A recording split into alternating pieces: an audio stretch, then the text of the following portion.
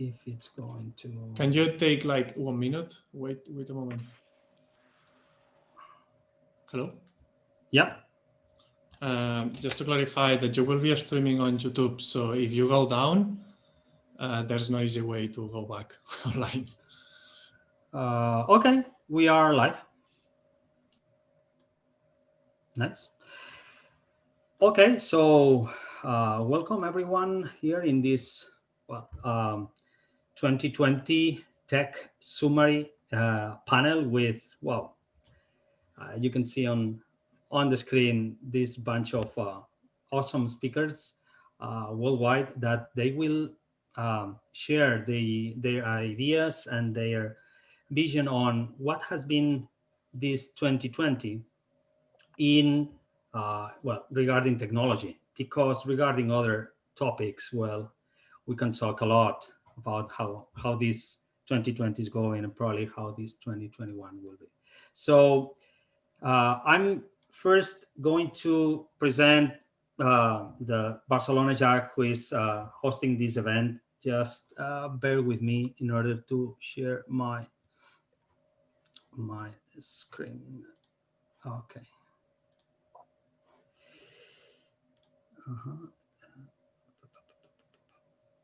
Share screen. Okay. Is this one? Okay, you should be seeing my screen. Okay, I assume that is a yes. So, we are the Barcelona Java user group that we have tried to host this event. And for those that do not know who we are, we are simply a bunch of techies from Barcelona and other places. Now we are more than 1,600 members in Meetup, and we've been running since 2012. And we simply join and meet and discuss about frameworks. We usually did face-to-face, but nowadays we do it online. We talk about Java, but different things, not only Java. So we care about technology in the end. Here are the few links that you can use to get to us. Meetup is the one that we use the most, but then you can just simply go to our YouTube channel and see our past events and past talks, and obviously our JVC and Conf link, where you will see the next edition of JVC and Conf. We've talked about different technologies from Apache Camel, Amazon, Kubernetes, Neo4j, Quarkus, Spring, you name it. So we've been very busy. In 2019, we did our last edition of JVC and Conf, the 5th, with more than 700 attendees during 3 days, talking about different topics. And these are few images in order for you to get an idea of how it was. I think that some of the panelists now were there, if I don't remember wrong. So we had people even from Star Trek. So people from around the world followed us and came to the stage. This is one of the of the people that we have today as a speaker that was there in the conference. We had also workshops, and that was a super nice conference. I'm a bit biased, but and we cannot do anything without this amazing group that helps on the organization. And I want to introduce the next edition that it's going to be on 2021, 12th to 14th of July. Hopefully, we will have our face-to-face and potentially conference. Let's hope for it. And we want to thank the Java user group for Nicaragua that has helped us a lot with this presentation in order to have this Zoom connection that well, we are using for this event. So please, if you want to have any talk or you want to present any topic, just contact us and we will try to make that happen. Well, about today's event, it's a 2020 recap, technology recap, with people from different companies. So you can see here their logos, and well, they are going to talk about different blocks of topics, and well, let's see how the discussion goes. So I want to thank a lot to Ana Maria, Andres, Bruno, Graham, Heather, Ivar, Josh, Mark, Oleg, Sharat, Simon, Steve, and Venkat for being here. Sharat unfortunately couldn't make it, but thank you a lot for coming to this event now in this special season. So thank you a lot for being here.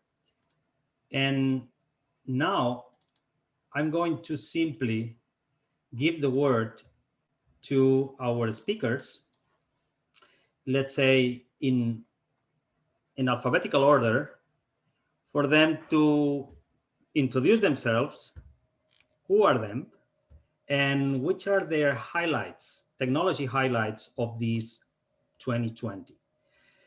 So please welcome Ana Maria to the stage, and yeah, you have your 3 minutes. Thank you, Jonathan.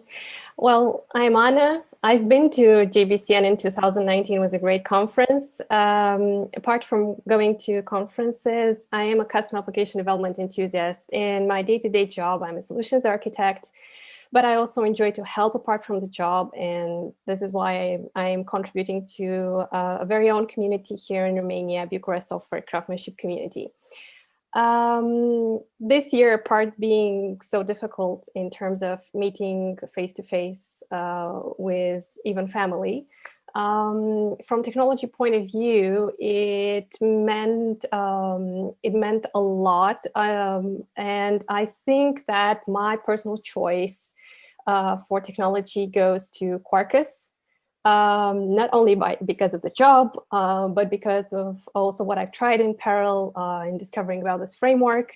I really love the fact that you can mix a lot the development models with the reactive one and with the imperative development. I like Quarkus because I think it optimizes Java from my point of view, and well, you know, subatomic, supersonic subatomic Java, I think is really cool and is really good to see it also in production and working so well. So kudos to that. So that's my choice.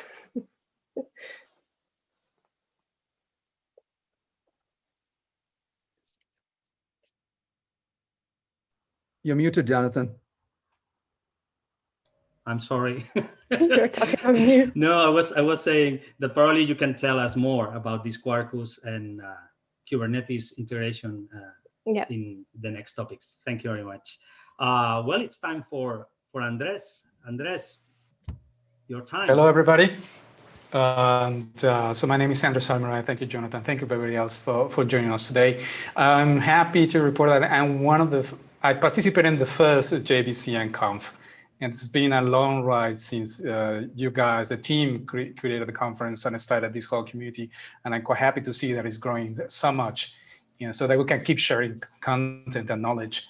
And personally, I'm a Java Champion alumni. So I've been a Java Champion for 10 years. And then I joined Oracle. And I did not join the Java team. So some people think that because, hey, Java Champion, right? No, actually, I joined the database group. And the reason I decided to join Oracle again, this is my second time, is to bring back all that knowledge, all the things that we do in the community space outside of the stewards of Java, and to see what we can do inside the company that really helps and continue helping the community grow forward. So in the case of the database, we have, well, so many different products, and some of them have connections to Java, and some also have connection to open source, which is my second passion. in terms of technology, this is not necessarily new, but it's the thing that I'm currently looking at that makes me rethink how applications can be written and designed is the Java platform module system. I personally have become infatuated with a project from another Java champion. The project is called Larry, and the creator is Gunnar Morlink. And the way that you define applications with modules in mind forces you to rethink how you design your APIs, how you expose your entry points, how you manage resources, such that it doesn't matter if you use a monolith approach or use microservices, whether you go with Quarkus, Micronaut, Spring, whatever it is, as long as you choose modules, then you have to rethink how you actually put things together. And the third passion of mine is build tools, whether it's Maven or Gradle, because all these design decisions that we make will force us to split our code base into different aspects or put them together. And that's where the seams in between the different build tools is. Those allow me to do a specific feature, like does it support multi-release charts? Can I add module info to JDK compatible class or so, project, some stuff like that, because we have certain requirements, will force us to go into certain areas. And sometimes those areas will be easier to get, and sometimes it doesn't. And because many of these projects go back again into what is open source, how we can contribute to the community, it forces us to interact, to talk to each other so that we can make things better. Thank you very much, Andres. Now, next turn is for Bruno. Hi, Bruno. Hi, good morning and good morning. evening, everyone. Yeah, it's a pleasure to be here, and thanks for inviting me. Straight from Canada on the West Coast. My name is Bruno Borges. I work at Microsoft in the Java engineering group. I am a product manager. I work with Martin Verberg, Tarek Pepperdine, and several folks that came from jQuery. We have a team that works on Adopt OpenJDK. We've been doing interesting things like porting OpenJDK to Windows on ARM devices. We built a port for Apple Silicon M1, and it's been a fun ride for Java folks here at Microsoft. We do Windows stuff, but we are also doing Mac stuff, which is quite interesting. And it's been a good year for us and for myself. And I hope people have interesting questions about our work at Microsoft. And if anybody wants to talk about what else is coming, I'll try to share as much as I can. All right. Thank you very much, Bruno. We will have plenty of time of talking about different topics. So next turn is for Graham. Hola, Graham, your turn. ¿Qué tal? Good, thank you. Yes, Graham Rocher is the name. I am a architect at Oracle Labs, more concretely. I also the creator of a couple of relatively well-known frameworks, I guess, in the Java ecosystem space. Micronaut, I guess, is the more recent one, which is depends quite a few frameworks recently. And before that, Grails and the Ruby language, which is quite a bit older. I think Grails is like 13, 14 years old now, but still great for, rapid application development and monoliths and all that kind of stuff. So it still has a community around it, so forth, which is cool to see after all this time. But yeah, at Oracle Labs, I'm working on Micronaut, and I'm leading a team here, which is, I only joined in July, but we've grown the team to 4 of us, I believe now, working on Micronaut and making sure it works great on native image and Graal VM, and integrates with the work that the the core Growl VM team is doing at Oracle Labs to make make it possible for more use cases to execute natively on Growl VM native image. And I think that's a really important collaboration because it's a bit like the days of the Java language, where initially when Java came out, it needed a few libraries and frameworks, etc., to find its kind of purpose and use cases. And that's what Micronaut is, or one of the use cases at least, for native image. So it's pretty obvious. Obviously, I'm going to be biased in terms of what I think has been the most exciting part of technology in the last year, but pretty obvious that I would probably say Micronaut, but Micronaut and Growl VM. But I do think that the really exciting technology here is for sure Growl VM, native images, future project Helidon, the move toward more efficient applications, and that is something that Micronaut is driving, something that other frameworks like Quarkus are driving as well, which is great, which is, to try and move towards more efficient Java applications, which I think as an industry in the Java space, we have historically not been great at being memory efficient. It's like, yeah, we've got this Java virtual machine and let's just use all the memory available and make it really bloated and like consume gigabytes of memory just because we can, right? And I think that approach on the server side, particularly with the cloud and cloud billing models and so forth, is really something we need to revisit. And I think the future for sure is intelligent compilers, smaller runtimes, which is whether you go with Micronaut or go with Quarkus or go with whatever is the exciting path forward, I think. Thank you very much, Graham. So, well, now time for Heather. Heather. Hi, I'm here. Hi.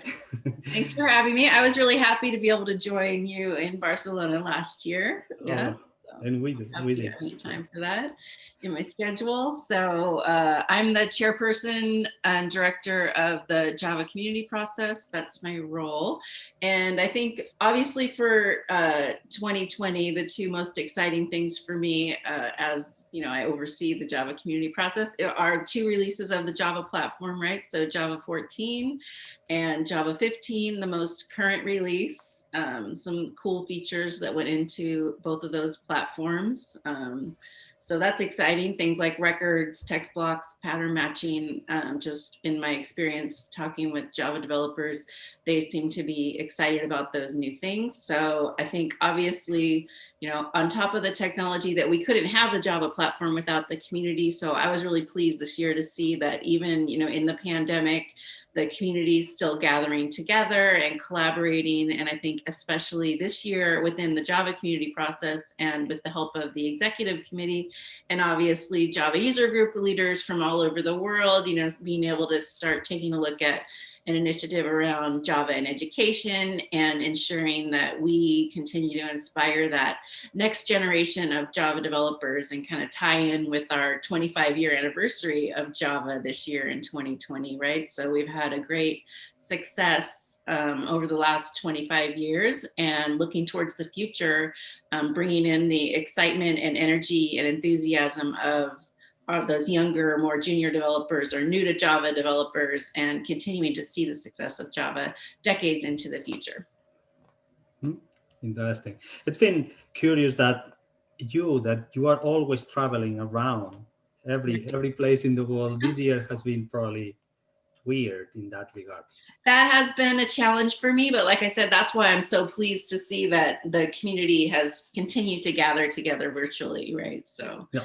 That's very exciting. And then, I look forward to being able to continue my travels at some point in 2021. Well, hopefully, yes. Okay, thank you. Then now it's the turn for Ivar. Hi, Ivar. Hi there. Hi there. Thank you for having me here. I'm Ivar Grimstad. I'm the Jakarta EU developer advocate at Eclipse Foundation. And for me, I guess the most exciting thing we did this year was to release Jakarta E9. And with this, the switch from the JavaX to the Jakarta namespace, which it's something that, whether you like it or not, it's affecting all of you probably more in some way or the other. But we're happy to be able to get this release out. And we're also excited to see that it's being picked up by communities outside of Eclipse Foundation. Like Apache Tomcat was one of the first to support the servlet APIs, and that's pretty cool. So that is something that we worked a lot with to get this release out, and we hope to get a more steady and release cadence going forward. At the end of the year, also MicroProfile 4.0 was released, so we're finally getting that working group up and running and can get releases out there. It's been kind of stalled with discussions around these IP things and working group, but now we can focus on the technology and move forward. So that's probably the most exciting thing for me right now. Interesting. Thank you. Now it would be the time for Josh. Josh, are you there? Yes. Yo. Hi, Josh. Hi, thank you for coming. How are you? Good stuff. So thanks for having me here. It's so good to be able to talk to you all and see you all this morning. And it is morning, like Bruno. I'm on the West Coast here in, well, he's in Canada. I'm in the States. So appreciate the opportunity. I work on the Spring team, and I work on the Spring team as a developer advocate. I've been there for 10 plus years. And what do I find the most interesting technology of 2020? Well, of course, it's pretty obvious. I mean, I'm going to be fairly well biased here. I find Spring to be very compelling at this point because we're sort of at the nexus of all these sort of interesting trends. And so as part of that, we can tap into the sort of interesting work being done in GraalVM. We can tap into some of the stuff that's happening in the new versions of the language separate apart from GraalVM, right? So the Java itself is growing very quickly. There's a integration with new Jakarta APIs. There's integration with just every cloud platform out there. So I work with, for example, Bruno a lot. There's integrations for, that. Just really exciting. And speaking of, by the way, I not for nothing, but I have an Apple M1 Mac, and I just wanted to thank Bruno and Microsoft for the excellent OpenJDK port for Apple Silicon. It is dynamite, very good. So, yeah, just very interesting opportunity, and just it's very strange to think that I'm running on an ARM chip on a Mac that Microsoft built, Microsoft ported, and it's just, that to me is second place, certainly, that continued versatility of the platform and the opportunity that we had before us. Oh, for sure, there's a lot of people that they are eager to hear from you what's the status and the scope of this SpringBoot GraalVM integration. So there's a lot of need there, I assume. So we will have time later to talk about that because it's a very interesting topic, I think. So well, now it's time for Mark. Hi, Mark. Thanks for coming, and yeah, stage is yours. Thanks. Merry Christmas to everybody. Yeah. Same. So I'm Mark Little. I lead the Red Hat middleware engineering efforts. And probably one of the problems that coming at the end of the list is lots of people have said the things I would have said. So I'm not gonna talk about Quarkus. I'm gonna try and focus on a couple of things. I'd agree with Eva on MicroProfile 4.0 coming out and the working group definition being finalized. That's probably a highlight for me, because there were times where it seemed a bit like one step forward, two steps backwards, but I'm glad that we managed to get there. And then probably the one that nobody else has mentioned at the moment, and whoever comes after me, sorry if you're about to mention this one, but I think the strides that Adopt OpenJDK has made, or as it will become Eclipse Adoptium, is fantastic, bringing together a whole community of vendors and others who've been building OpenJDK distros, and having a central place where people can go and get trusted and tested binaries is fantastic. I mean, I haven't seen the latest figures, but last time I saw some from Martin, probably a month or so ago, it was 250 million downloads, something like that. It's phenomenal. And who would have thought about that, 12 plus months ago? So I think that's probably my highlight that hadn't already been mentioned. No, good point. That's a very, very good point. Now it's the time for Oleg. Hi, Oleg. Hey. Hi, Jonathan. Hi, everyone. Very nice to be on this call with you. Everyone watching on YouTube, my name is Oleg. I work as a developer advocate for the GraalVM team at Oracle Labs at Oracle. Right, and it's a very exciting project. We have 4 releases a year, so that's twice the releases your normal JDK has, which is very exciting. A lot of progress being done every year. However, I think like the most exciting part for me of 2020 is actually not the popularity of any like frameworks or anything like this. This is the surprising result that I just realized in November, that despite the world being in a very tough situation, the technological progress didn't stop, right? If anything, like a lot of people got more productive by just like reducing the commute times and being able to, like the IT teams, like the software engineer teams are inherently remote anyway, right? The CI server that builds your code is somewhere like in the cloud that you don't know where, right? And then your teammates are somewhere else, and then the product team could be somewhere else entirely. Right? So there's just everyone working from home just emphasized that fact, and I think many teams got the best of it, right? And the technology progress didn't stop, right? Like all the major all the major projects got releases. The world moves on. We have Java 15 now, right? It's less than a year until Java 17, which is set to be the next LTS, right? Which is what probably we'll all be using for a while, right? Like Spring Boot 2.4 got released in November, right? Lots of people probably upgrade to that. The world goes forward. Gradle is going forward with improvements. Kotlin is still being popular, right? It's very surreal how the year is very unusual, but at the same time, it's just like we move on as a community. I think that's a great strength that we have here. I agree with you. It's been weird, or probably we didn't think that this drawback of the current situation has probably in some areas has boosted the technology, the evolution or the investment. So now probably we are more using this remote technology, or the cloud probably now has more meaning than ever. Okay, so now would be just turn. Like a quick example here. We have 15 people here, and not one yet asked, "Can you hear me?" No, anyone said you're on mute. So, like, we clearly have been trained for this. Yeah, well, I have to say that I was mute before. I was talking. So, well, I'm the less experienced person here. Okay, now it would be the turn for Simon. Hi, Simon. Thank you for coming. Hey, it would be rude of me not to ask if you could hear me, I suppose, but I'll try to avoid that. Yeah, so my name's Simon Maple. I'm been in the Java space for a fair time now, Java champion, some other stuff. I work for Sneak, and I've been leading the developer relations team at Sneak for almost 3 years.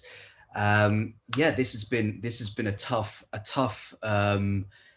year, and I was actually going to pretty much say very, very similar to what Oleg was saying in the sense of there's been a lot of people talking about the different technologies that they've has been the highlights of their year, including a couple of Java releases, all the innovation coming from the Spring Spring teams that we've grown to expect. Quarkus, coming out, which has been amazing.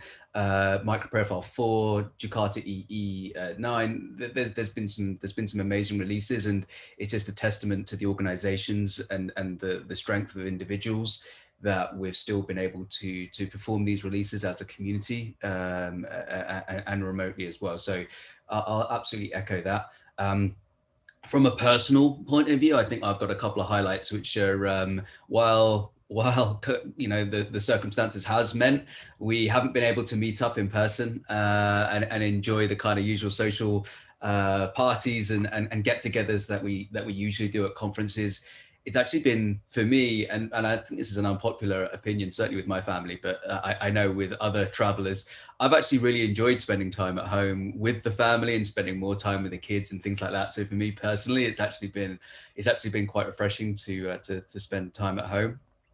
I think actually this is one of my highlights of the year as well. I've got a new dog, which kind of like annoys me every 5 minutes when I'm on a call as well, which is nice. Yeah, I'll tell you what, I'll hand over to someone else. This seems a good time to hand over to someone else, I suppose. Oh yeah, no worries. I think it's now the opportunity for Stephen to go in and jump in and say thank you. Hi, Stephen. Thank you for coming. Hey, no, so I think you've been spending a lot of time with your family, Simon. But what about the rest of us here? I thought we were all your family. We saw so much of you at conferences and events all around the world. It's reversed, right? I'm now spending no time with you and all the time with my biological family.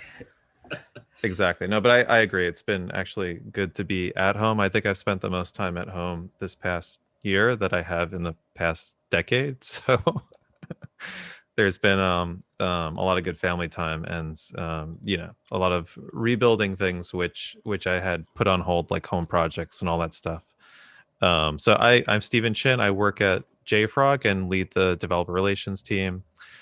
One of the things I've been pushing very aggressively at JFrog is supporting the Java community. So we sponsor a lot of Java user groups, open source projects, and we have a new release of our dependency framework or our dependency cloud, JCenter, which is going to be coming out early next year. So I think this is something which, again, is a great way we can support the Java community and improve the security of binaries and open source projects.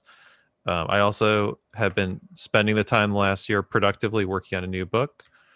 So I'm writing a book for O'Reilly called DevOps Tools for Java Developers, and I have a little bit of a technology summary, but also a prediction for the next year. So I think one of the things which we've all been moving towards is hybrid. And I think it's hybrid on multiple different levels.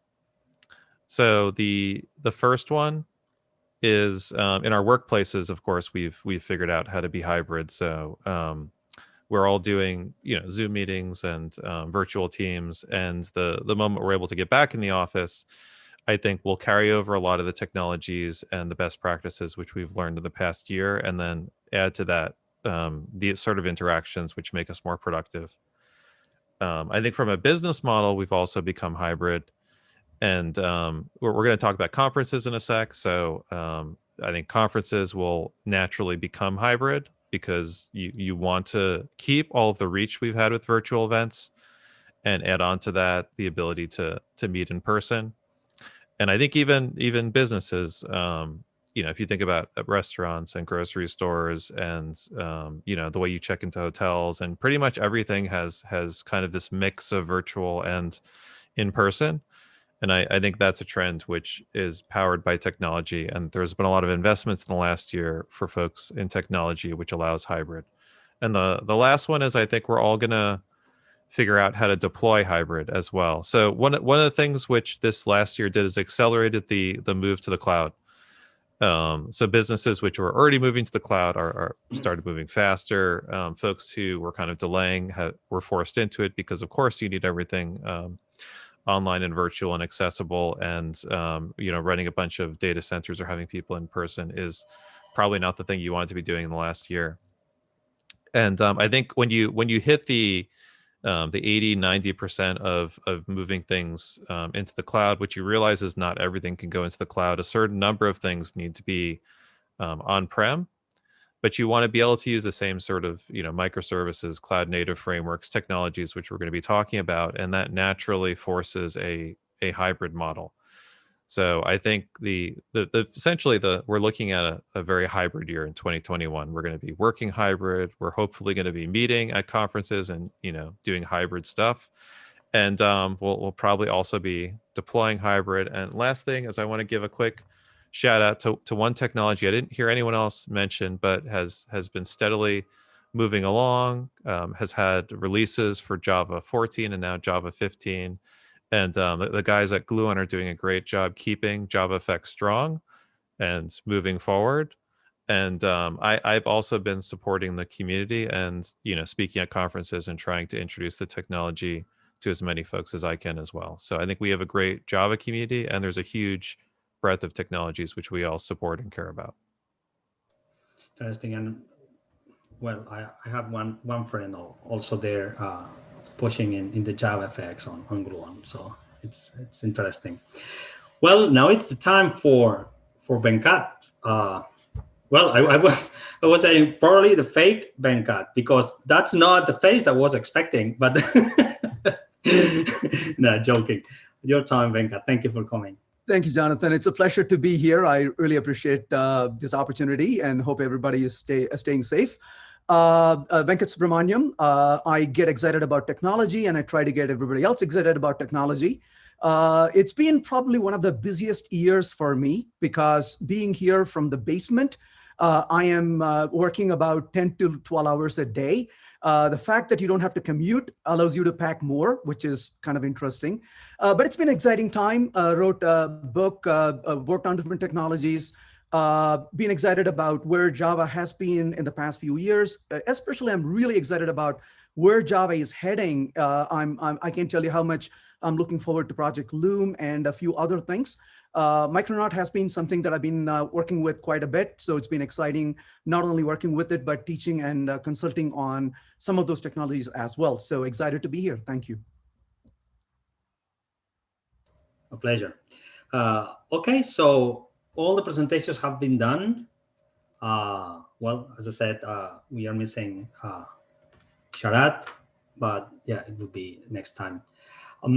So we are going to start our topic blocks, and we are going to start with an let's say open one that goes about conferences, meetups. So which are the challenges? Well, some of you already said some about meetups and conferences being held on virtually. Well, I can say some examples. So, and I will introduce with one question. So, for instance, Oracle Code One moved to online. That next canceled on 2020. Spring One moved to online. DevOps canceled. JBC and Conf canceled. But in the other hand, a lot of online meetups have been hosted, and apparently, I can talk by my own experience, but you can share yours. I think we are even doing more meetups now. It's easier, so we can have speakers from around the world, as we can have here. It would be impossible for us to have you in Barcelona. We would love to, but it would be impossible. But now we can do it. And I think that, well, this problem has caused, well, a parallel, let's say, movement having more in total number of meetings. So I would introduce with 3 questions, and then you can talk and say your words. Why do you think it's the good decision on going online, or as Stephen said, going hybrid, or canceling in such this situation? Also, do you think this was even good for JAX, especially small JAX, in order to have more relevant speakers and have more followers? And in the end, what is your thinking from your speaker point of view about which would be the comparison between the online experience and the face-to-face experience? I leave it there, and please just jump in. So it's the stage is for all of you at the same time. I'd love to start this one just as someone who, as a kind of like jug leader, has both helped co-lead the London Java community with Martin Verberg and Barry Cranford, but also approximately like maybe 9 years ago, we started the virtual Java user group, which kind of wanted to do a lot of the same things, which I think a lot of user groups are doing today, but obviously we did it for very different reasons back then. And one of the things that we were really keen to make clear is that the virtual jug, which we created 8 years ago or so, was not in any way designed to be a replacement for the physical Java user groups, because they offer very different things. And I think that's something we knew at the time we weren't set up to replace, and that's not, we weren't trying to do that. So we weren't trying to replicate some of the same things that you would get in person. So I think the way we wanted to do it was provide a virtual space which would complement people who had existing user groups that they would go to. We did get a lot of people who did tend to go to physical user groups, but a lot of what we were trying to do, because I live just outside London, it's not easy for me to get into London of an evening. And I just felt, oh, that's right. At the time, I have an 8-year-old. That's why that's one of the reasons why I created it. At the time, it was like, right, my wife's going to kill me if I want to go into London a lot as well to go to user groups. Why don't I create a virtual one? And that was one of the reasons why it came about. So, yeah, I mean, just on that, I think to add to sign off with, I would just say that right now, I don't think any virtual user group or virtual event that I have been to or seen will in any way replace a physical event. I think there are certain things that overlap, whereby if people want specific pieces of good content, then that's great.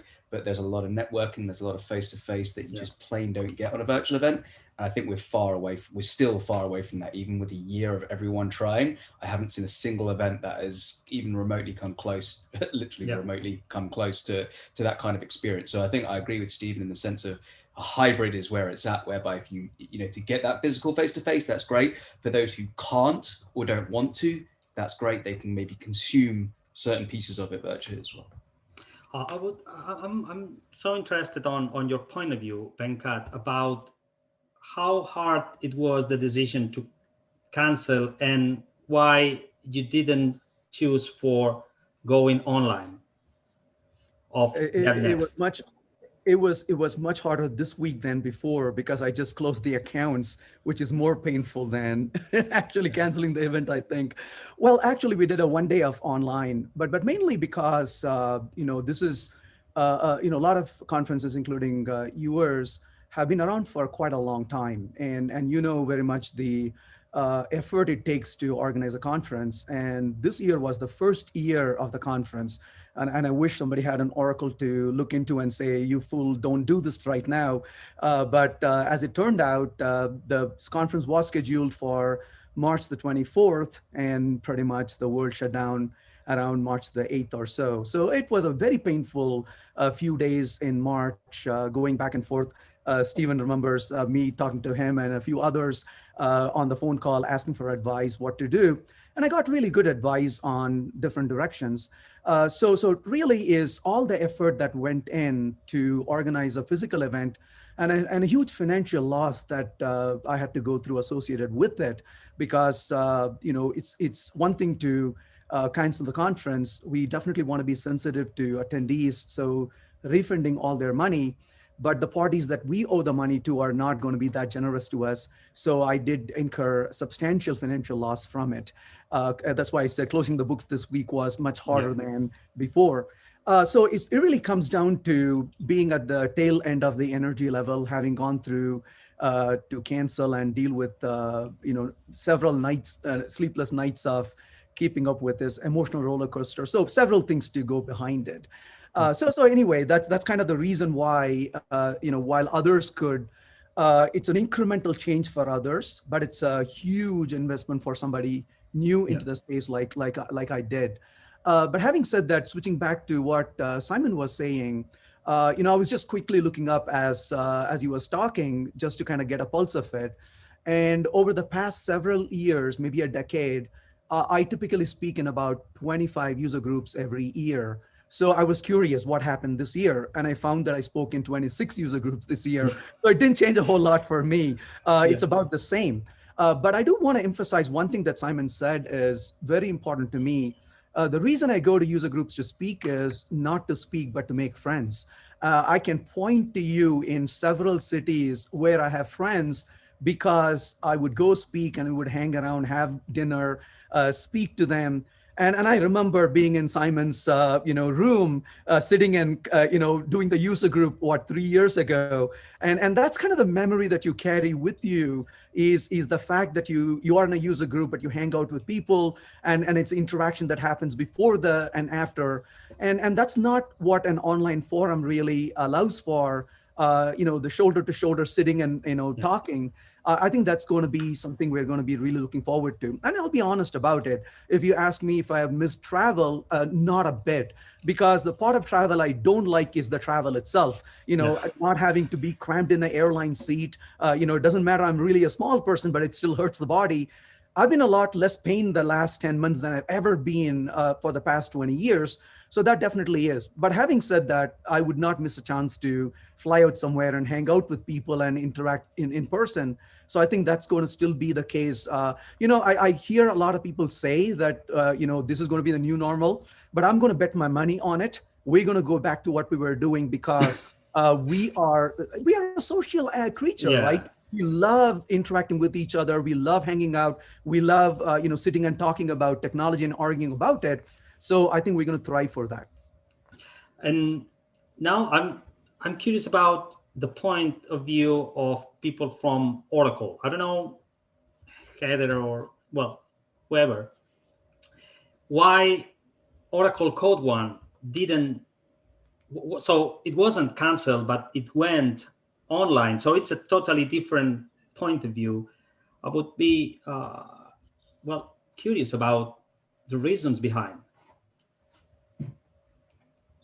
Well, personally, I can't speak to that. I'm not on the events team. I focus pretty exclusively on the Java community process and participants at large. But I can see just from, the talking that I've done with user group leaders all over the world and lots of conference organizers that, some people, like you said, there's different ways to go, all virtual or, cancel it. I would say, though, looking into the future, what I see is smaller events being a trend. And even like when people start to travel, I think it got to, at the end of 2019, especially, people traveling all over, both attendees and speakers, and almost every event was an international event with international speakers and attendees. But I think going back to smaller events, people wanting to travel, really just stay closer to home, even when things do start to open up, more people staying closer to home, because then you do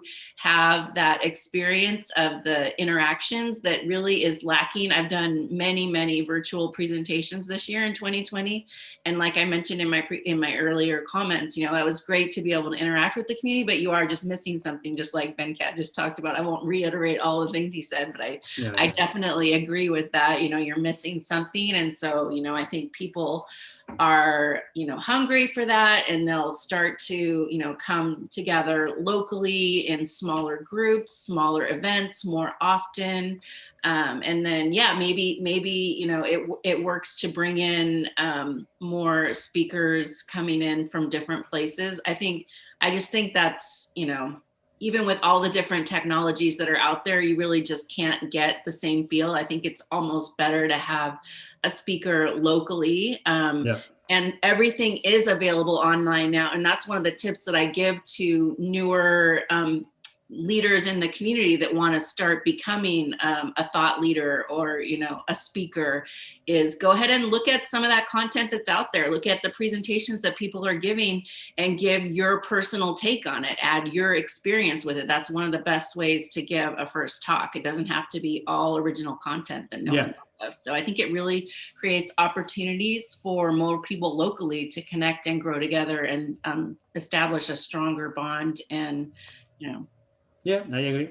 And I would also I'm also interested on the point of view of one of the people here that tends to give a few rounds to the globe every year talking.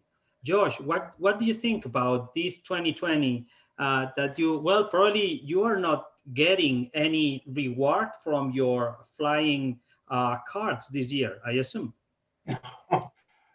No, like Venkat, it's been very strange this year. We haven't, I'm very happy to have had the last 10 months at home. I feel very well rested. It's the first time in, I think somebody else said this, it's the first time in more than a decade that my sleep schedule has been so predictable, which has been nice. But yeah, I think the hotels and the airlines they've committed to extending the benefits until through 2021, which is good, but hopefully we're all back in the air at some point in 2021.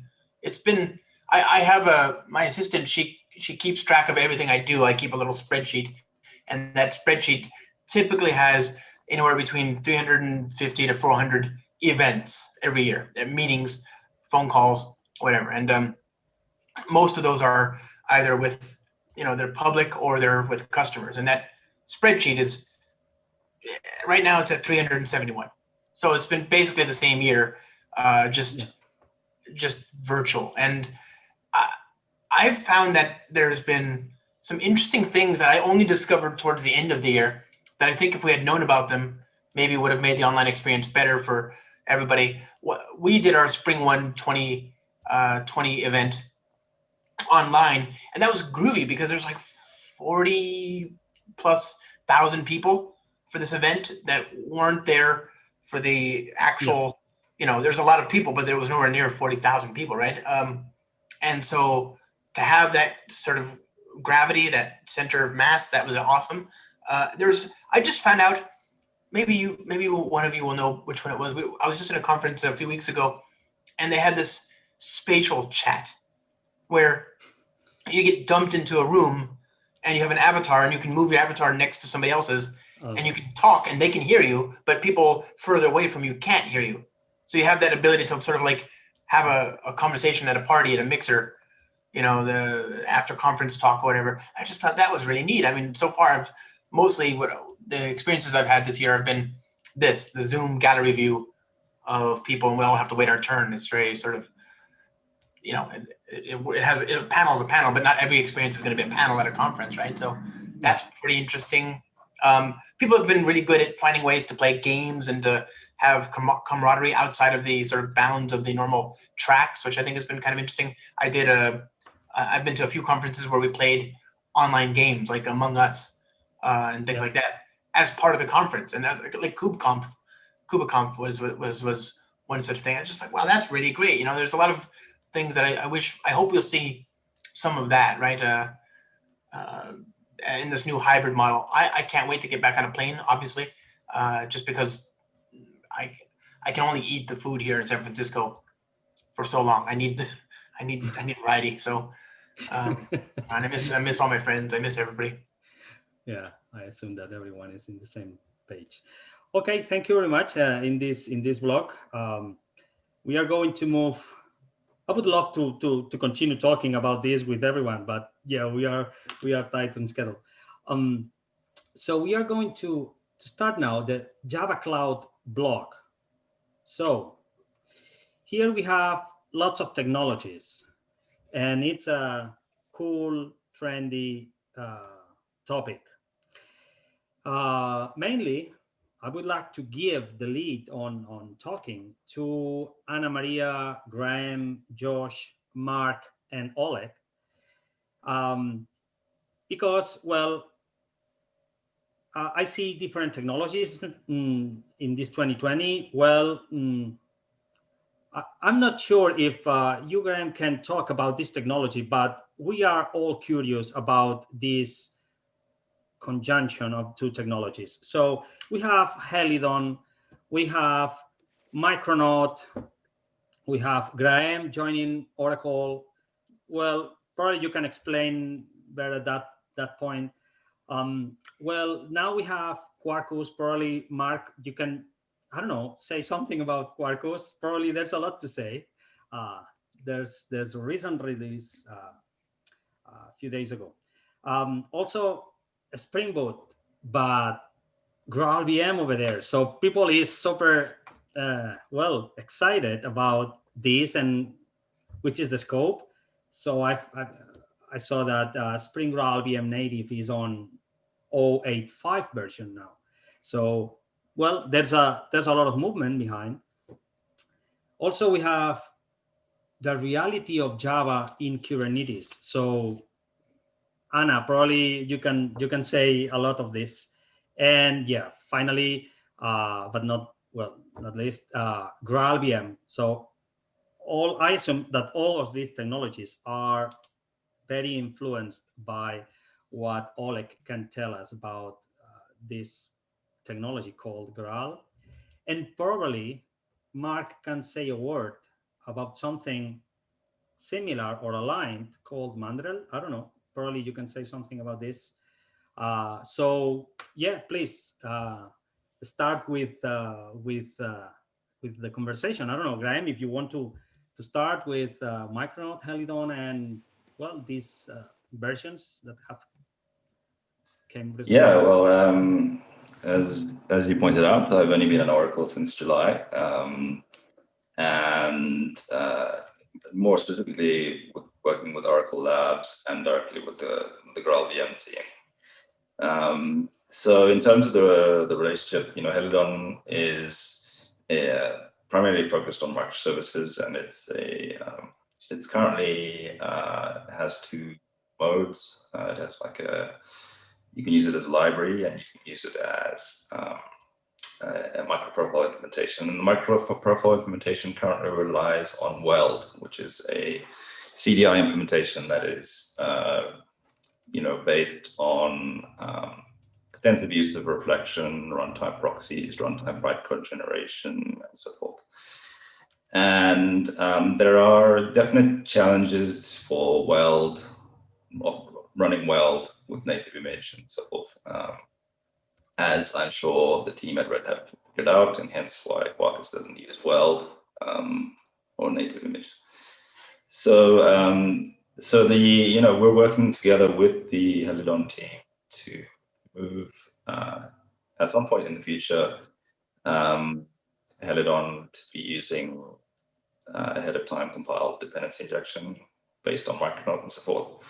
And that means that I'm involved in various levels right now. I'm involved in a work on a spec revision to CDI called CDI Lite. So I am working with folks at Red Hat, and I'm sure that Mark is aware of that, on a revised version of CDI that both Micronaut and Quarkus can implement, that allows CDI to be used in AOT scenarios.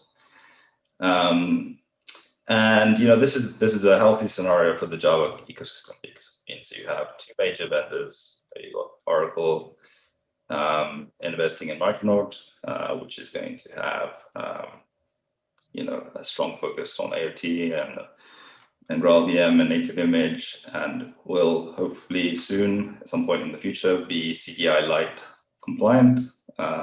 Whether that materializes, we all hope it does. We're working towards that effort. And then you have another big vendor like Red Hat working on another implementation. So it's always good whenever there's a spec, from my perspective, whether the worst specs are where there's only already one implementation, right? Then it's not a spec, it's not a standardization process, it's just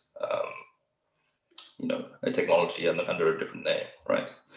So so us working on CDI Lite with Micronaut, with the long-term goal of supporting the Helidon team and microprofile and all that sort of thing, we'll see benefit through the whole Java ecosystem and so forth. And there'll be two reference implementations, or two implementations, that can be compliant, both Quarkus and Micronaut. So that a large part of my focus is that, but then part of my focus as well is also on just making sure that GraalVM and native image is usable in a whole range of different scenarios, right? Because the technology is still evolving. As we all know, we had some great achievements this year. We got Micronaut connecting natively with the highly secure wallet setup that is necessary to connect to autonomous database in Oracle Cloud and with native image, and we're working on testing it in various scenarios, which Oracle's customers are interested in, making sure that we can use native image in more scenarios. And that close collaboration of figuring out how to get functionality that end users can consume to implement real use cases, whether it be deploying Micronaut to Oracle Function or serverless, or connecting to autonomous database, or etc., is really important to Oracle, clearly. And that's another thing we're working really closely with the GraalVM team on achieving. And yeah, so there's a collaborative relationship between Helidon, Micronaut, and then the GraalVM team, and we're all driving native image towards more capabilities in the future. Interesting. Mark, can you tell us, well, how was the evolution or the changes in Quarkus this year? Yeah, sure. I'll try and summarize a bit. First of all, I want to just acknowledge what Graham said. So, it's good to see multiple vendors working on specifications. One of the things that slightly annoys me about Quarkus and maybe about Micronaut, but I'm not going to say that specifically because I haven't spent a lot of time looking at it, but I know I spent a lot of time looking at Quarkus. It's the focus people have on the compilation aspect of Quarkus. It's as if, let's throw a compiler at the problem and suddenly all this magic happens and all good stuff happens. And that's not the case at all. And it overlooks probably the biggest amount of work that the team has done this year and last year, since we started the effort, isn't about the using the great work that the Graal team have done. It's about optimizing all of the projects that we've been working on collectively, in the community as well as within just Red Hat for the last 10, 15 years, optimizing them to be more Kube native.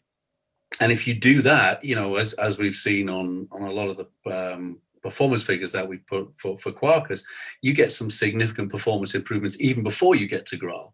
Then when you put in Graal, when you actually go the full end of the spectrum to compilation, then you get a lot more benefits. If we skipped the optimization of things like Narayana or Hornet Q or even CDI, for instance, first of all, we may not have been able to get to the compile side of things, but if we did, we wouldn't have seen the kind of performance benefits that we have seen, which have made Quarkus, work really well as a serverless development platform. So that's why I get a little bit frustrated when people just say, "Oh, it's really, really fast." Yes, it is really, really fast, but that's not just because of Graal. And I know you mentioned Mandrill. I'll touch a little bit on that. So Mandrill is simply our productized version of Graal. So we worked with the Oracle Labs folks. We were at the inaugural Graal workshop that they hosted in Zurich. I think it was November 2019. And one of the things that came out of that was the creation of a not an architecture board, some board of luminaries, I'm sure, to oversee the whole effort and help the Oracle Labs folks move things in a much more open source manner. One of the things that came out of that was an agreement from them that we could host our productization branch of Graal on the same repository that they host Graal, which is great. But we do this for everything. This is, I'm sure other companies do as well. But for the way that Red Hat works, whenever we're trying to productize an upstream effort, you obviously have to make a cut of the code that you're about to productize, and then you spend time productizing that. And the upstream mainline branch, for instance, that could be progressing on at a much faster pace. So that's all Mandrill is. It's nothing different to what we do with CXF, for instance, where we use CXF in the app server. One last thing I'll throw out here. Maybe we'll come back to it. Maybe we won't. One of the worrying things, and Graham kind of touched on this a little bit, although perhaps not with this in mind, is that there is only one implementation of cloud native approach at the moment, and that's Graal. And I'm hoping that over the coming years that changes. So, we were kind of in that position 15 years plus ago, before there was this thing called OpenJDK, where people had to rely on Oracle and IBM to a degree. We need to get away from going back to there, which we kind of are with Graal, where there is only this one thing, where we need to have multiple different approaches to this to ensure that we don't get vendor lock-in. Yeah, very, very interesting about this multi-option, about this native compilation. Let's see, Josh, and what has you to tell us about this Spring Boot and Graal VM, because this is very trendy nowadays. Yeah, so we have been working for a couple of years now to make it easier to compile your applications to Graal VM native images, your Spring Boot applications in particular. So we've had the ability to take functional configuration and things like that for years. That's been easy, but the real sort of goal is to be able to just take any stock standard Spring Boot app and to make that work. And of course, like with all the frameworks, there's some work to be done for that to be possible, right?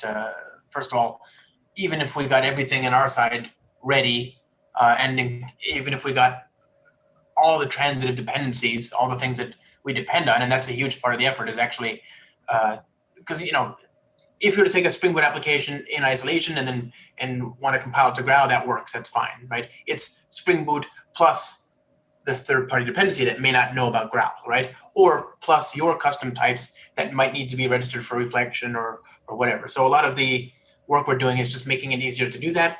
Right now, you can use Spring Graal VM and compile huge swath of your applications into Graal VM native images. The goal is to have it so that by Spring Framework 6 and Spring Boot 3, just holistically across the board, you can just count on that being a working option. Right now, it's sort of, you go to Spring Graal VM native, you look at what's out there and what's supported, and you can do that. That's currently a subset for everything that we say you can do in Spring Boot, right? And we'll see that, the gap will narrow as we move forward in time. It's been kind of interesting. I mean, it's just been really, we're part of, the Spring team is part of VMware. We have a strong focus on Kubernetes at VMware. We have two of the founders of Kubernetes work on the same team as I do. So we're always talking about and thinking about what it means to build applications in that context. And so a part of that is native images, I think. I want to second that concern earlier about not having, we've only got Graal. We don't have a second implementation of that. And I don't so much, I'm a little confused, and I would love to see what's going to happen around Helidon, Project Helidon. read a blog recently on Inside Java, I think, and it basically sounded like the work in Helidon has just begun, which I guess I would have expected they would have rubber stamped Growl and turned that into a thing as opposed to starting the work anew. And there's this interesting part of the blog where the author made it sound like they were just discovering that AOT would need to be addressed in Project Helidon, and they would have to rework on it. So I don't know. I don't know what's going on there, but I was hoping. I don't know what I was expecting. I guess I was expecting that since it's in theory the same company, that the work would be further along. But it sounds like they're years and years away from having a similar thing. I don't know what's going on there. That was very strange. So I think Growl is the future. It is the thing we're going to be dealing with for the next few years, at least, right? That's what I read from if that blog is any indication, it sounds like we're nowhere near having a thing we can point to and say, see, that's a second version of it. We should meet in the middle there, you know? Yeah. But we're certainly excited about that. We know that eventually that'll be there. So when we talk about Spring GraalVM, it's Spring GraalVM native. That's the project. The difficulty there, of course, is you can't use native as a package in Java because it's a keyword.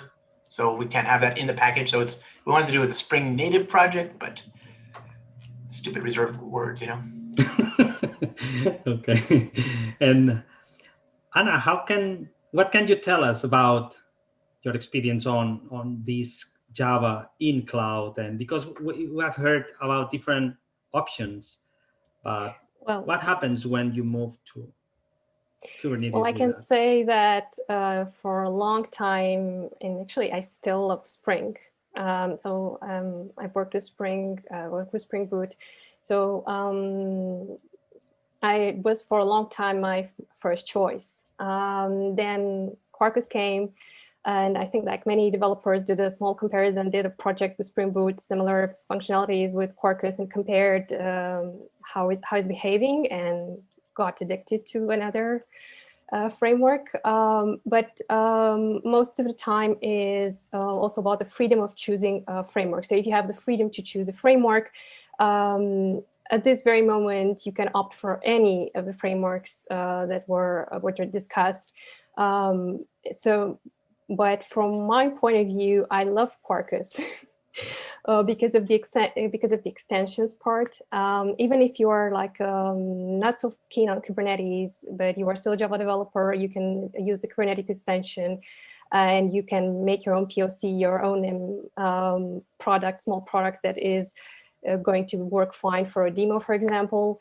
But also from a production point of view, seems very reliable. Well, it's easy to customize, and it has a great community around it, so it's easy to find answers. I personally like also the guides, so I've been there many times. The guides are really what I expect there to be. So right now it's pretty tough because I think I have two dear frameworks, Spring and Quarkus, but I'm looking forward to work with Micronaut as well, because I've heard a lot of good stuff about Micronaut. I read Graham's blog, I think it was in April, when he wrote the comparison between the three Spring Micronaut and Quarkus. It was really good blog, and really helpful for me as a developer, for example.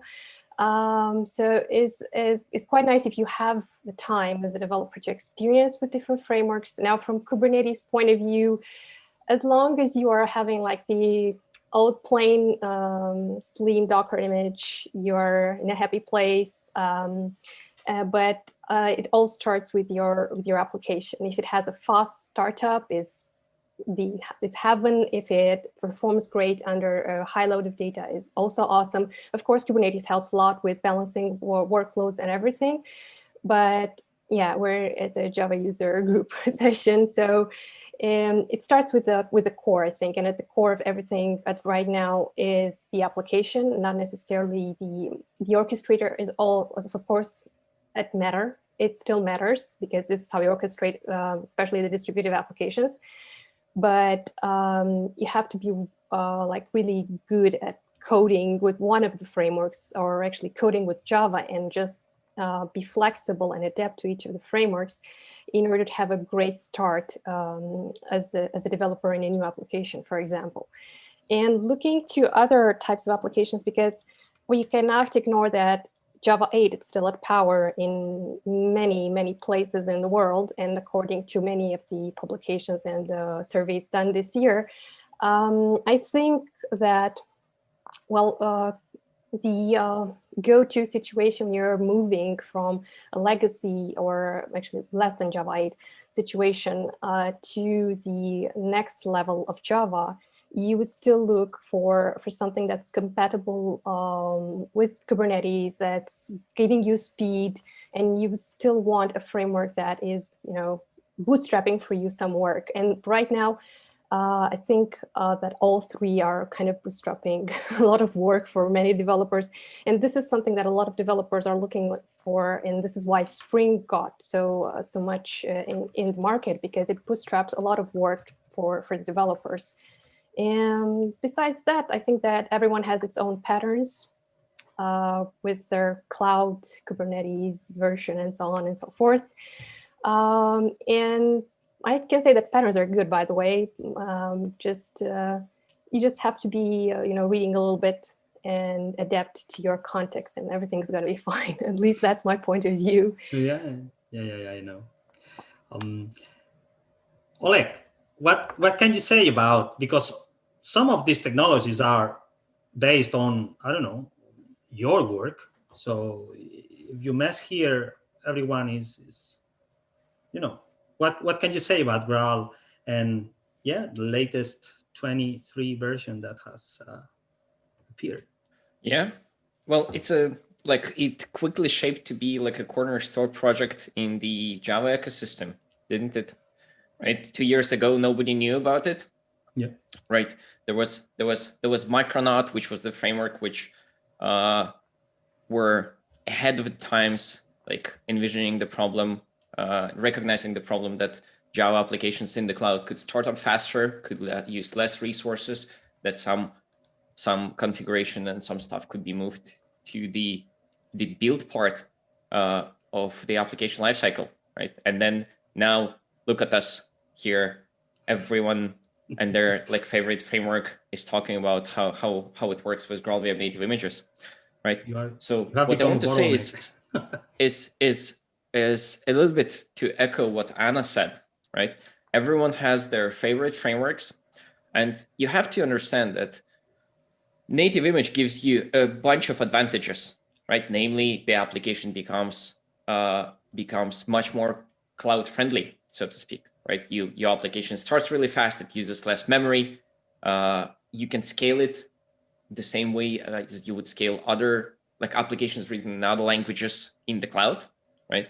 So you get the performance characteristics similar to applications written in Go or native languages, right? So or Node.js, where you can scale it by a process, not by the amount of threads within the application itself, right? And so from the runtime point of view, it doesn't matter what application framework do you use, right? So my personal advice would be to use whatever your friends are using, right? If everyone around you, in your local community, people that you can talk to and learn from, if everyone is using Spring, right, it makes a very little sense to go with something else, right? Because then you will not be able to rely on your network, right? If your friends are using Micronaut, right, it would be kind of silly not to use that, right? Because that's how you grow. That's the easiest way to find more developers that could help you with your projects, right? That's easier to hire people. That's easier to maintain the projects. So there's a number of advantages to use the stuff that other people are using, right? The GraalVM native image will support the frameworks, right? There are some challenges, there are some obstacles, right? The support is getting better. I know that everyone here who worked with that can say that the user experience of using native image a year ago and now are completely two different things, right? So it's gonna get even better in the future as well. right? So it becomes more of a problem. There are like this question, what framework to use, becomes two questions: which framework you want to use, right? And then the runtime question, whether you want to run it on the JVM or whether you want to run it as a native executable. That is the question for your runtime performance goals. How exactly do you want to scale the application? What are the load patterns? Maybe you want to run a mix, right? Maybe some of the same service could be run both in like as a native image and on the JVM, right? So that is a completely different and sort of detached question from the framework choice, right? And out